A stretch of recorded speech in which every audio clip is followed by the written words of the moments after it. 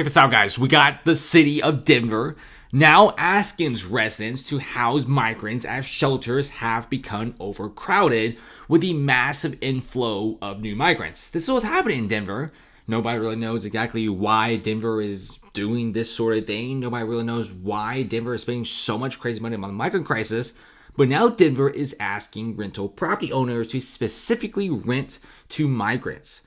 This is what's happening in Denver, and Denver had it for them, doing really, really well. This is one of the finest post-pandemic boom towns. Many people want to move here after the pandemic. Reports, Denver has the hottest housing market in the whole entire nation.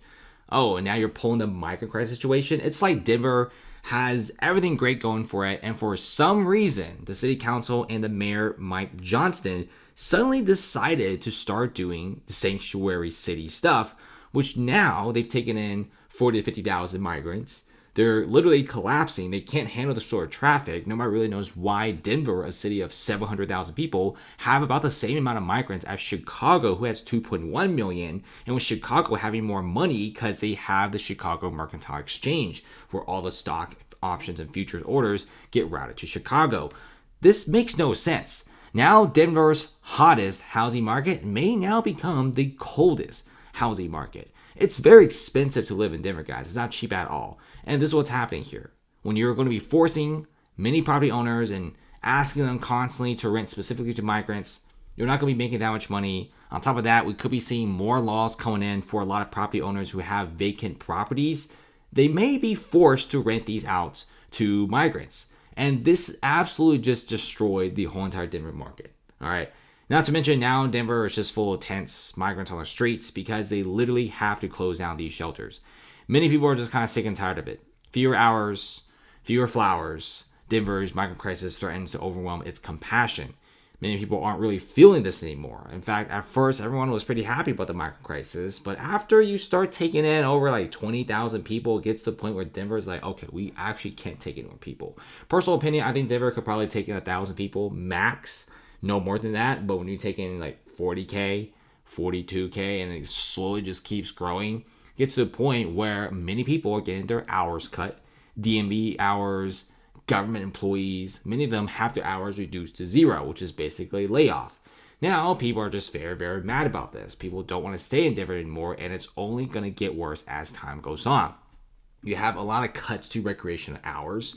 You have hiring freezes in some city departments, and more than 40,000 migrants arrive in Denver in less than a year. And it's skyrocketing on a constant wave. It just keeps going up, keeps going up, keeps going up. And Denver is now literally running low of cash. They cannot afford to play the migrant crisis anymore. This is getting super duper expensive, and it's not looking good for them. And we look into what Denver is doing, is they're actually closing down hotel shelters. They actually closed down 4 to 5 regular shelters, and now they're closing down their first hotel shelter. They simply cannot afford it. Now many Americans and many citizens of Denver and also neighboring cities are asking Denver, why did you do the sanctuary stuff when you know that you can't handle this? It really doesn't make any sense. It's okay for a city to get in some migrants, but it's not okay when they don't calculate how many migrants that could max them out with. If Denver could only house 1,000 people, why are they taking 40,000, 50,000? That's what people are wondering. And that's why people are really mad about this. Because now Denver, hottest real estate market, amazing place to do business. Now it's literally tense. Every single money is spent on the migrant crisis. And of course, the citizens in Denver paying all those heavy taxes get absolutely nothing. Not to mention the hospital system in Denver is totally overwhelmed. And yeah, property owners, well, you're probably going to be forced in the near future to rent out to migrants. And by the way, migrants do not have money, and you're going to be getting a lot lower rental yield because they're going to be offering you $2,000 a month, and that's it. $2,000 could get you a tiny studio in Denver. That's it. Not a whole entire house. So Denver basically screwed themselves. This is one of the biggest disasters, in my opinion. They went from a very, very good city to the city with the highest migrant per capita, and now they're going broke. They have nowhere to turn. They can't send these migrants back. They can't get other cities around them to take in these migrants to relieve the stress. Denver is all alone, and the city is getting worse and worse and worse, and less desirable to live and move into by the day. Thanks for watching, guys. Comment below. Can Denver recover? We'll see. It's kind of hard to tell right now.